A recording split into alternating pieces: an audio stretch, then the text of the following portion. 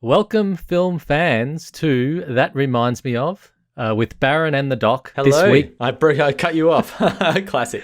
That's what I do. That's what you do. That's okay. You can continue the intro, Baron. I was just going to say hi. But also that this is the podcast where we talk about films and the films that we're reminded of when watching those films. It's spoiler heavy. So if you haven't seen the film and you hate a spoiler, go see it before you listen to this. Otherwise, carry on.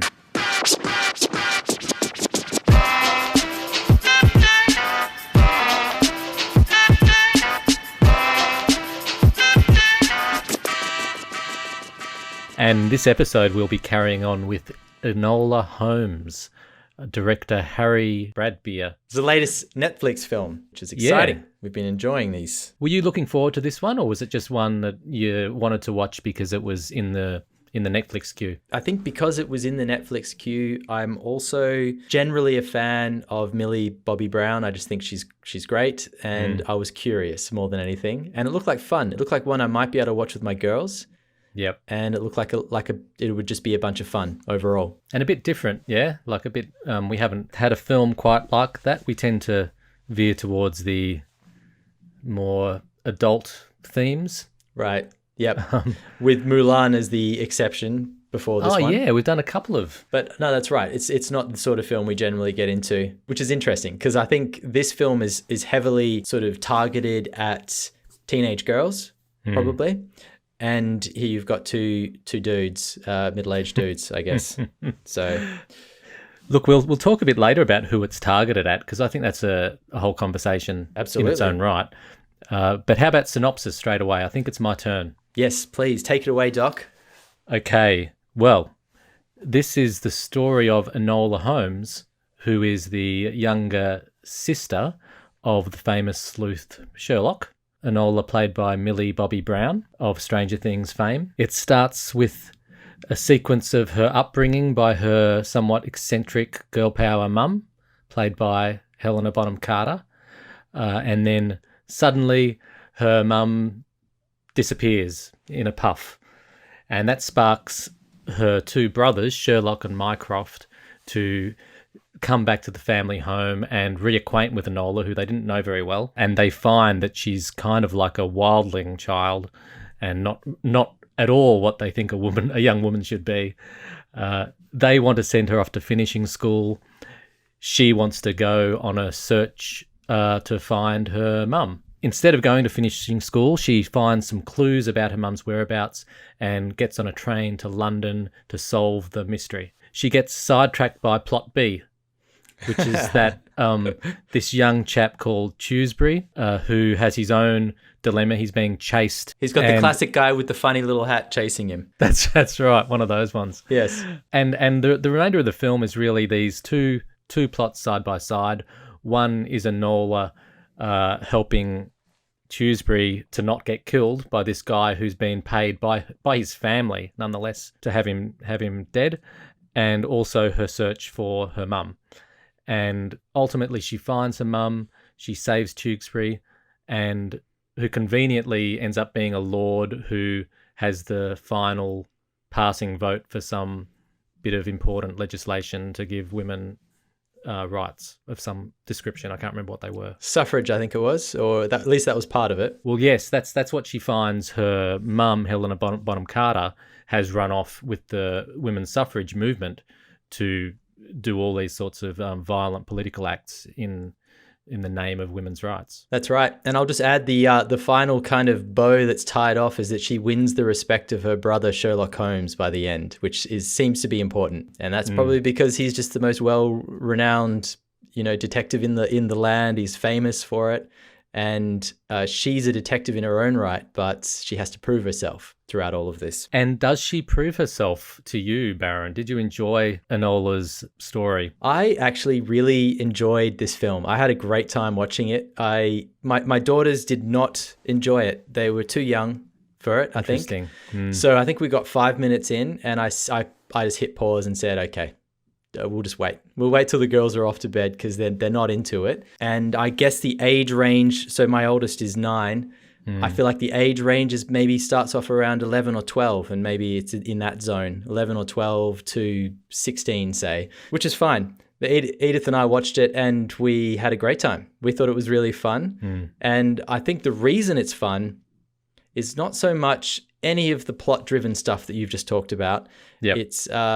It's the cracking pace that it has is part of the fun, but it's almost entirely Mille Bobby Brown just nailing the performance and being charming as hell and being extremely watchable the whole way through. So, I think that's what it comes down to. It's totally her show. Yeah, it is, isn't it? Yep. I had all the same feelings.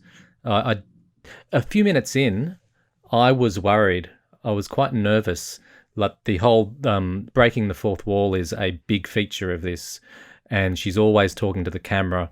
And in the first few minutes, while I was enjoying the pace, I was worried that that would really wear thin. I think one of the first jokes was when she fell off the bike and said cycling is not one of my core strengths. And that's right. I had the same at that moment. I was like, "Ooh, this could go downhill quickly." If I saw that line again, I think I'd like it because she really won me for the rest of the film. But I thought it was a pretty lame joke to open with. I agree. And yeah, I was worried, but not for long. We've talked about breaking the fourth wall a couple times. I can't remember when or why, but we have. And this film is just so heavy with it that it merits a long discussion, I think, just to talk about when it works, when it doesn't. And, it can really break a film if you do it wrong, which I don't think is what happened here. I think you're right. It looked like it could have gone really off, but Millie is a good enough actress and charming enough to carry it. And I think charm is a part of it. If you're going to break the fourth wall, that character has to win you over. They have to be charming as hell, and you have to want to have a chat with them on the side of the story going on. It's like Ferris Bueller. They need to be as charming as Ferris Bueller, which is what we've got here as well, I think. Yeah, she was. I agree. You talk about it, the possibility of it breaking a film. Like maybe that's why it's called breaking the fourth wall. Exactly. Yeah. Because it really is it's literally breaking the convention of film. And if you're going to break the rules, you really need to know how to do it properly. But she did it great. One of the bits that stood out to me was the guy was trying to drown her in the water. Drowning scene? Oh my gosh. And then she winks at you under the water, and that was just beautiful. That wink was partly grotesque and partly charming. There was something about it that made me sit up and just go, "Oh, that was strange," but also amazing. What a cool idea. What a cool idea. What else on breaking the wall? Like, I think you mentioned we've talked about it before. I remember in Defy Bloods, that might have been yes, it. That's it was right. just one sequence that was kind of out of keeping with the rest of the film. So it took you by surprise, which I liked. This is more part of the film's DNA. Yes, that's right. Yeah, Defy Bloods felt like that was a Spike Lee take on breaking the wall, and it's something he's done before. It's almost done as a separate technique to this. I think it's its own category. But yeah, that's probably what got us talking about it last time. It's interesting. So this director, you said his name, Harry Bradbeer. He's done a ton of TV, but most recently Fleabag. And Fleabag, if you've seen it, is heavy on this technique. There's loads of breaking the fourth wall, loads of little winks to camera, little looks at just the right moment, which basically brings the audience in as like in on the joke and makes you alongside the main character able to laugh at the other people in the scene, which is a really interesting technique. And it's the same things used to great effect in this as well as just being almost like a way of delivering narration or that inner world of the character. Yeah, and straight off the back of last episode's film, what was it called? It was so memorable. The Devil All the Time. The Devil All the Time. Yeah. We were so critical of the device used to tell the story, being the narration. Yeah. And here they doubled down on narration and looked you straight in the eye and gave you the narration, and the other one didn't work and this one did. Yes. So one of my favorite variations of this or shows that uses this, it's not really reminds me of, aside from this one technique. House of Cards. Like if there's Yeah.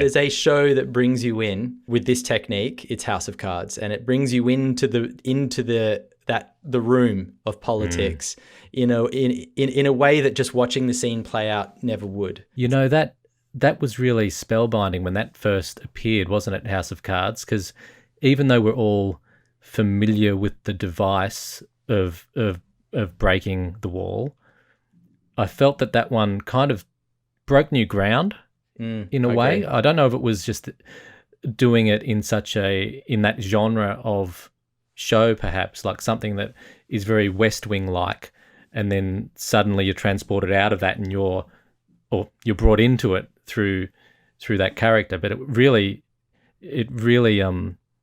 changed the game for this type of thing. Absolutely. And everything Kevin Spacey's personal, like his life aside, and the reality of who that person is, right?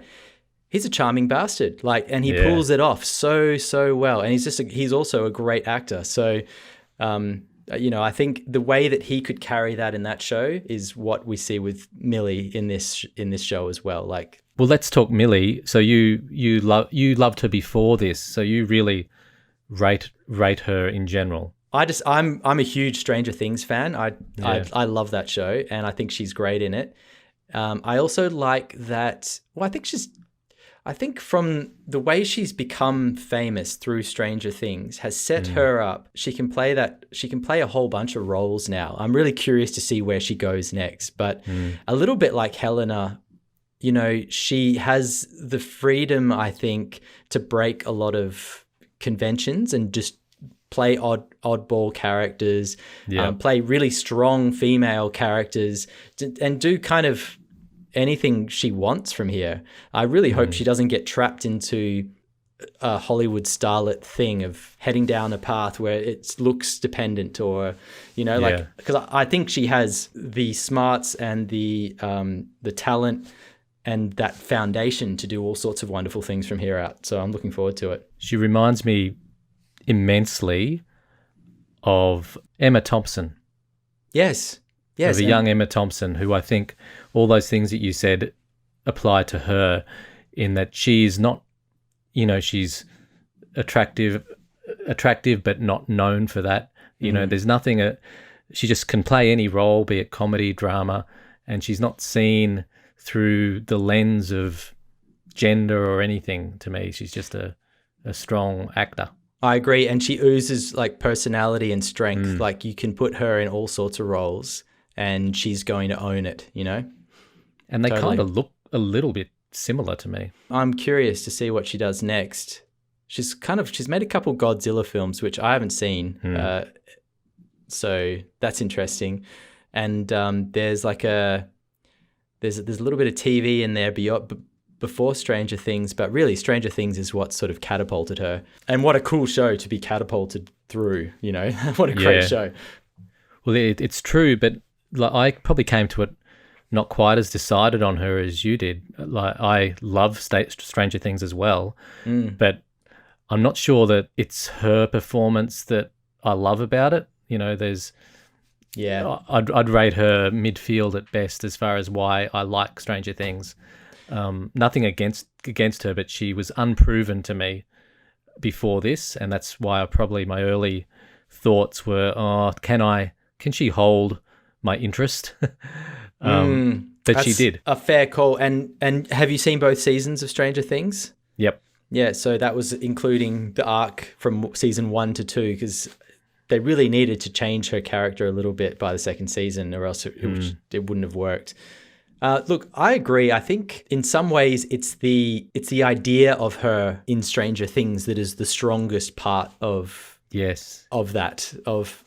that character. It's sort of the idea of that character. It's a little bit like any of those spy movies that Luc Besson has made with like a female spy, or who's sort of grown up under really strange conditions and become a bit of a superhero. It's the idea of that character that's really appealing and interesting. But I think she does a solid job. And man, she's won the hearts of so many people through that role. And she's so the positive reflections I'd have on her would have been from just interviews she's done and stuff like that. She really holds herself well as a person, I think. I think that's part of it too, definitely. Speaking of women, this obviously had from the very start, had a strong female feminist girl power message to it. Yes. Set up very nicely in the relationship with Helena and Enola in the start. What did you make of that theme? Like sometimes for me, it can be a bit heavy when that, the feminist stuff is rammed down your throat. Did you have any thoughts on how well or otherwise this was done here? I thought it was a little heavy-handed, but then I also think that with young adult books and films, sometimes you can get away with that. Like you can play the themes harder than you would in a more adult film, and I think it's okay. You kind of get away with it because you know what you're in for. Like, and the fact that the guys are sort of so useless, all of the men are useless, like that bothers me usually. Yeah. When a film is trying to sort of tip the balance one way and it goes too far. Yeah. But at the same time, I didn't mind it. And Henry Caville, who plays Sherlock Holmes, is just like such an Adonis of a male. Like he's just like the ultimate man, right? That I was joking with Edith, like there's only so many films you can put that guy in and take him seriously, and they all have to be like Superman, basically. Yeah. And the fact that they made him Sherlock Holmes was kind of funny. Like that just made me laugh, that the greatest mind is also the most attractive muscular person in the world as well. Well, I really liked him for starters in this role. I thought he was so generic in a way, like, but also, I don't know, true and honest. Not perfect, because like he's complicit in a lot of the, bad behavior, but just a real steady center of the film. Like, the whole storyline is based on the fact that she's his sister. So he really is a central thing, and to have him so stable in a way really grounded the film in something. But as to all the feminist stuff that I would normally think that's heavy-handed, but it didn't play that way for me at all. I thought it was really nicely done throughout. Oh, good. I felt like and I think this goes into the positive effect of the breaking the wall stuff. She really brought you in as an audience, so you're cheering for her. You're not cheering for feminism or anything. You're just going on this journey with her, and you're interacting with an environment that's oppressive with her. So it's almost not even a woman's perspective, it's just a human perspective, and I just bought into it. I thought it would be as good a film for a little boy as it would be for a little girl. I think you're totally right. Like, I would have loved this film when I was younger. For all those reasons, I don't think I would have even thought about it being a feminist movie. I think I would have just gone, this is a cracking story about a young person in an adult's world who's proving herself amongst all these people who think they're great minds and they know best. And yet she's the one that's proving them time and again that she actually knows better than they do. So I think it works totally on that level as well. You're right. Yep. It's the same thing as House of Cards bringing us into politics through that breaking of the fourth wall. This works in just the same way, I think. It just brings us in, and you can just enjoy the ride then. And there's also the character of, I think his name's Tewkesbury or Tewkesbury. Yes, he's got like a four-parter. But Lord so-and-so, Tewkesbury. But he was pretty cool, and he was also bucking the trends. Like, she's a bit of a tomboy, and he, is into flowers and that sort of thing. And I think she's being sent off to finishing school. He's trying not to be sent off to the army. So it plays equally both ways. And also reminds you that that's what happens when you're a little bit of an outsider. Sometimes you need to find another outsider in the world to get along with and to make it through. I love this line. I wrote it down. She said something like, there are those that want to hurt him, and he hasn't got the strength to stop them, but I have the strength. That's exactly right. I thought that just summed it all up, and that's such a powerful message. And I can just imagine being a little chick, sort of, and just thinking, "Oh, I've got the strength too. Yeah, that's true. I can do anything." There were lots of good themes like that. Like there was the jiu-jitsu move that she never could quite nail, the corkscrew, which you knew at some point, well, towards the end, was going to come into play, and she was going to nail it, which she does. On the theme of all the men kind of being useless or just sort of not really what the stories are surrounding, and the women being the main power here. There's major spoiler here, but there's the big twist at the end where you discover that it's not the uncle that's the big bad guy. It's the grandma who you've met early on and thought was a good guy, and turns out to be the major schemer in the whole thing. That was a great twist, wasn't it? Yeah, so it was good. Again, the man who was meant to be the bad dude ends up being completely pathetic and nice guy, and a lot of power in being the evil one as well. Interesting choice that the only man sort of getting his hands dirty throughout this whole thing is the bowler hat dude, the little creepy assassin who's chasing them around the whole time. Yeah, interesting. But it works. Wouldn't have thought didn't think about it until just now that he's really the only man that seems to be in there making moves. The rest are sort of off to the side while the women make all the moves. He's just a cartoon device, though, isn't he? That's true. He's absolutely got no real character or presence or anything. He's just he's drives it along. The man with the scar on his face, basically. I don't know if he does, but like in every other film, he'd have a scar going across his face like this, and a funny hat or a funny mustache, and that's sort of how you know that he's the bad guy. Yeah, pockmarked. Yeah. Exactly. Yeah, that's right. How about the look of the film? Like, do you have any thoughts about? Well, I had a quick look, and Giles Nutgens.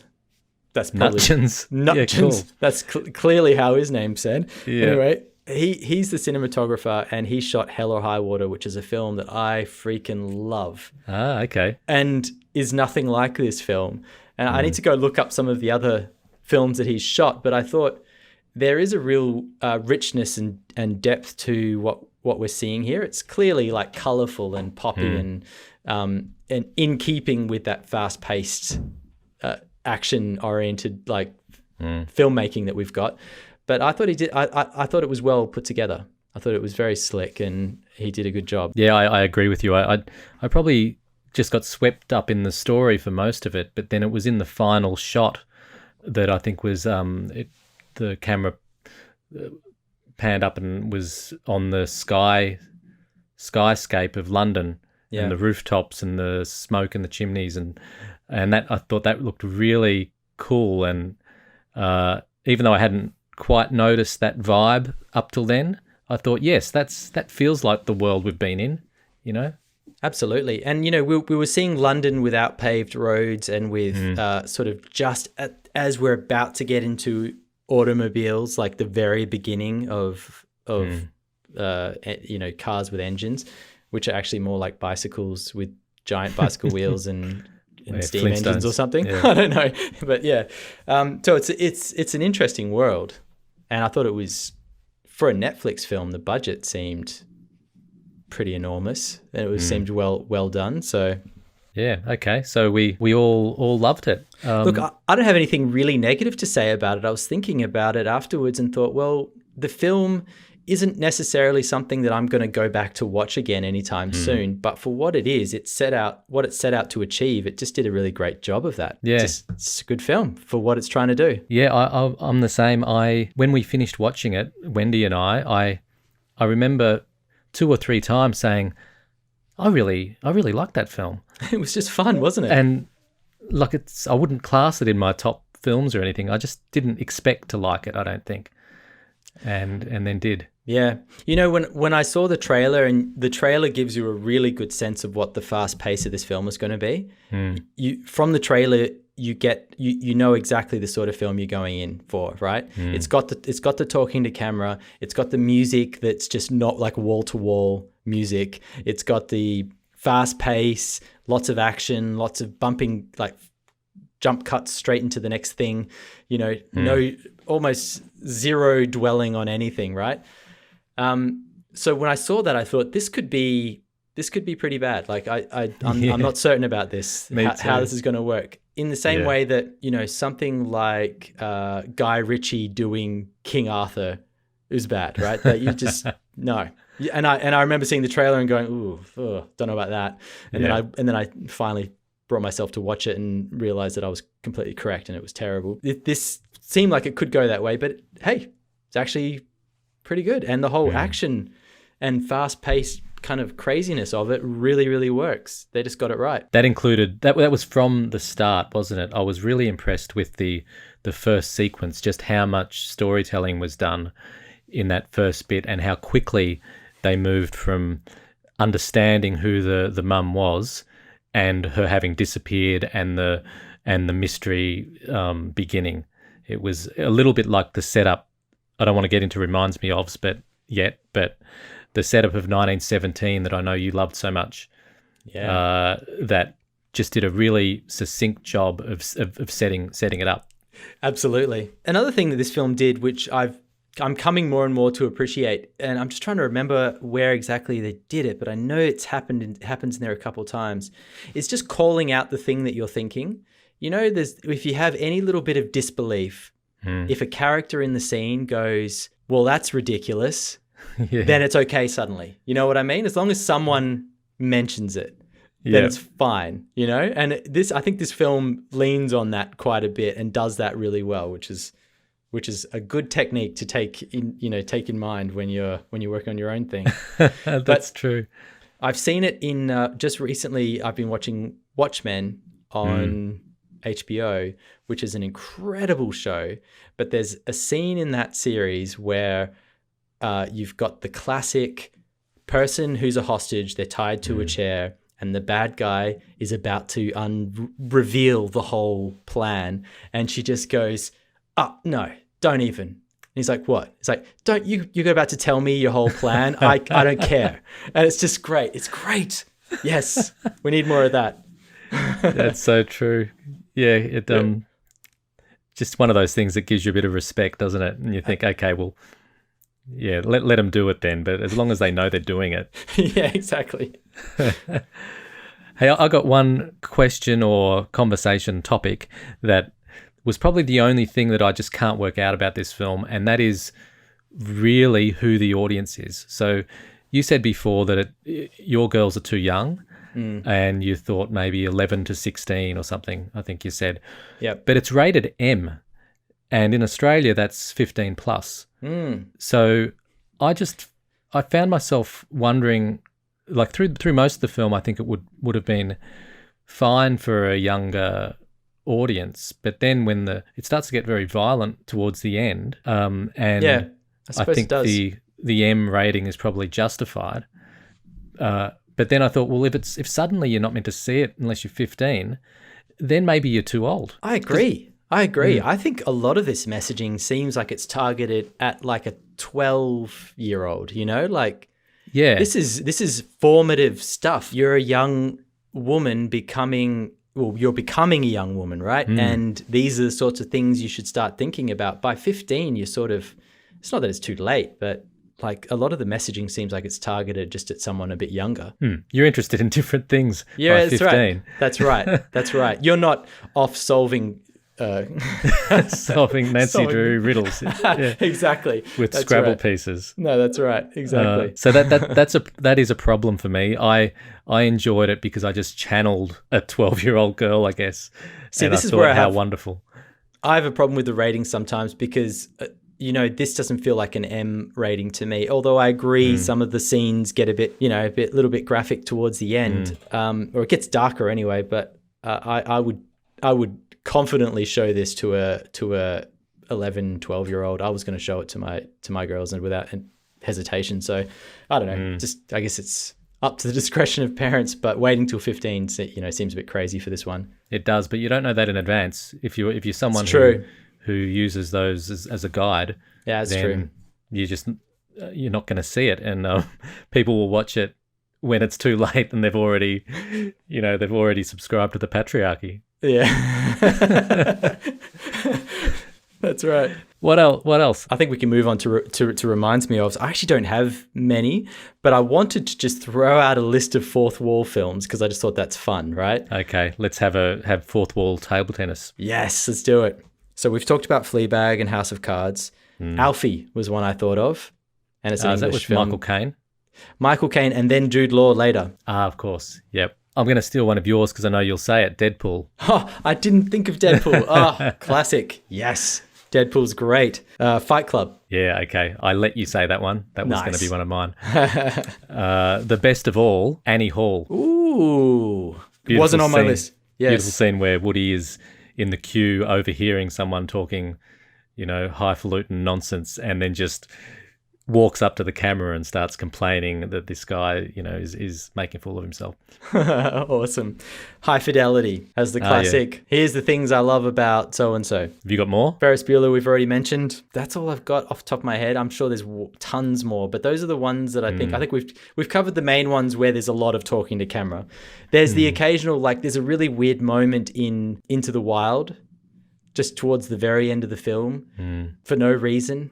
The kid just looks straight at the camera and you get this odd wink to camera, and then then the film continues. So those sorts of films are a different thing. When I really like it is when in times like that, when it's not part of the main device of the film and it's just thrown in there like that. That's when it just gets me, where it hurts. And I think we've mentioned this before in Funny Games. I think it's done a lot with, as well as a lot of other tricks. But so I think this is a riskier move to have it part of the whole damn thing, but it pays off. Absolutely. Any remind me ofs for you? Anything that sprung to mind? None that are very deep, but I've got a few sort of surface level type ones, and it tends to be with these things, they tend to remind me of things that I'm watching now. Like there seems to be so much crossover. You can find similarities with things. Umbrella Academy, which I'm watching at the moment, the setup that the father dies and that brings all the siblings back, the dysfunctional siblings back together to solve the mystery of the father dying. So awesome. I think the setup of this was a little the same. There's a whole bunch of those actually. Didn't even think about it in those terms, but there's a whole bunch of those sorts of movies and shows where someone in the family dies and everyone comes in. Yeah, true. One that I've seen recently is Succession. Yeah. And it's not that the father dies, but he gets a stroke and it looks like he's about to die, and everybody swoops in for the fortune and who's going to take over basically become the next in line. I guess that's in a way the typical way that mystery things are structured, aren't they? So I'm thinking of Knives Out.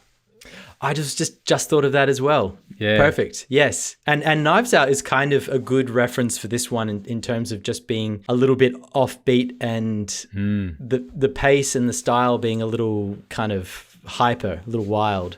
Yeah, agree. That's interesting. Your shot? I thought about Harry Potter a lot just in terms of the audience. I was thinking this film could be, particularly if it becomes a franchise, which I think there's a really good chance of that happening, because this is the screenplay was written by Jack Thorne, but it's a Nancy Springer book, and there's a series of them. It's like a young adult series of Enola Holmes books. So I think there's a real potential for this to happen, right? Yeah. And apparently Mille Bobby Brown is a huge fan, and her sister were sort of campaigning to make this into a film. And she's one of the producers. So I think, considering this one's worked out pretty well, I think there'll be more. So I think we have a potential for like a new Harry Potter style franchise to take off. Maybe not quite as huge as Harry Potter is, but I think the way that Harry Potter sort of influenced a whole generation of kids, this could do something similar, particularly for young girls. So yeah, I hope so in a way. I've got a couple of offbeat book references. Okay. So one is Rosencrantz and Guildenstern Are Dead. Oh, But I've seen the film, but not read the book. Well, the play, right? the play. Yeah. So it's all about in Shakespeare's Hamlet. You've got Hamlet as the main character, and Rosencrantz and Guildenstern are just bit part players. They're his mates, and this play is all about these guys that are usually off in the shadows of the real play, but now are the central characters. So you see it all about them, and Hamlet is just off in the sidelines. So I don't know. I think that's the connection's pretty obvious that this is the Sherlock Holmes story in a way, but looking at one of the bit part characters. Love it. Hey, Tom Stoppard did Shakespeare in Love as well, right? Yeah. Are you a fan? I've never really dwelt on it. I think I'm a fan. Just I know that he's a talented bloke, and that play is good. And I think from memory, I enjoyed the film. But I'm not a fanboy. I just respect him, I think. I really liked that film. It's funny. It's one of those ones that people crap on a bit, but I thought it was a great film. I'm always curious because it like Rosencrantz and Guildenstern feels like a more serious Tom Stoppard thing, right? And Shakespeare in Love feels like something a little more frivolous and a little Hollywood in the end. And I wonder how people who are big fans rate it. Well, I would say Rosencrantz and Guildenstern isn't serious at all, though it really is. They're almost comic characters in the play, in Hamlet, and that continues on in the Stoppard's play. Sure. Yeah. Any others for you? Another one from left field is The Naughtiest Girl in the School by Enid Blyton. I don't know this Does that ring any bell? No.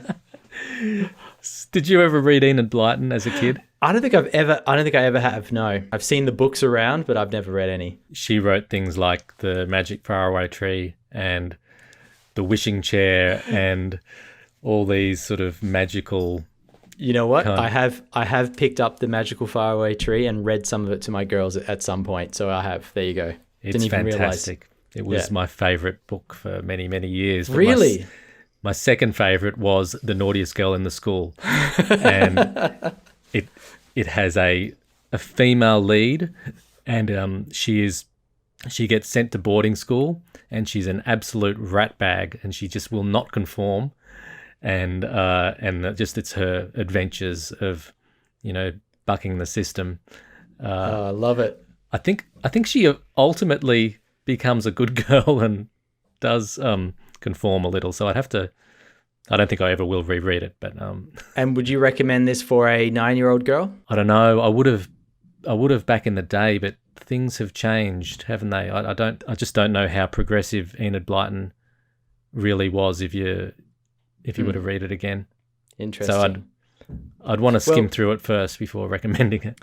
We've been making our way through the Narnia Chronicles, and that's pretty old-fashioned as well. Like the girls get pretty. I mean, the girls get pretty lame stuff, right? And the boys both get like swords and cool shit, right?